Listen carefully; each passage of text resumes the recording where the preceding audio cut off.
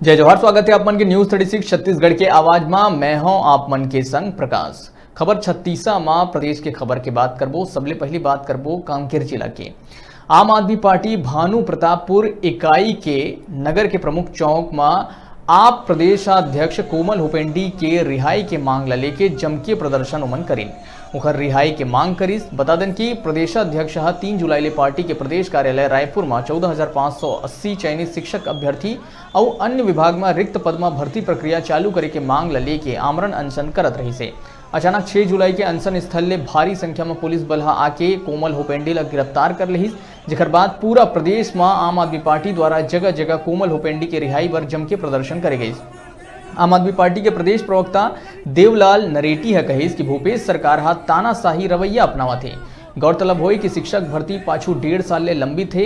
एमा अभ्यर्थी मन के कहना है कि सरकार नियुक्ति करे में आर्थिक संकट के हवाला देवत है, फिर प्रक्रिया ला आगू बढ़ात हुए पात्र अपात्र सूची निकलवाना और दावा पत्ती करवाना और ओखर बाद फाइनल मेरिट सूची बना के तो रखे ही जा सकत है।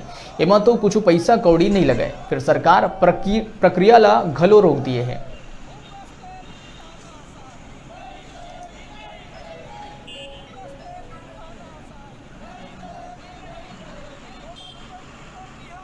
आम आदमी पार्टी के प्रदेश अध्यक्ष कोमल हुपेंडी को भूपेश सरकार द्वारा दादागिरी पूर्वक 4 दिन से भूखे प्यासे बैठे छत्तीसगढ़ के युवाओं के न्याय की लड़ाई के लड़ रहे कोमल हुपेंडी को ज़बरदस्ती गिरफ्तार किया जाना बहुत ही निंदनीय है। हम उसका घोर विरोध करते हैं, जिसके विरोध में आज हम लोगों ने भानु प्रतापपुर में उग्र आंदोलन प्रदर्शन किया है। मैं पूछना चाहता हूँ भूपेश सरकार से कि हमारी गुनाह क्या थी? आप कोमल हुपेंडी किसके लिए लड़ रहे थे? यहाँ बेरोजगारी हुआ, जो 15,000 जो चयनित युवा हैं उनके लिए लड़ाई लड़ रहे थे, और छत्तीसगढ़ के लाखों युवाओं के रोजगार के हित की लड़ाई लड़ रहे थे।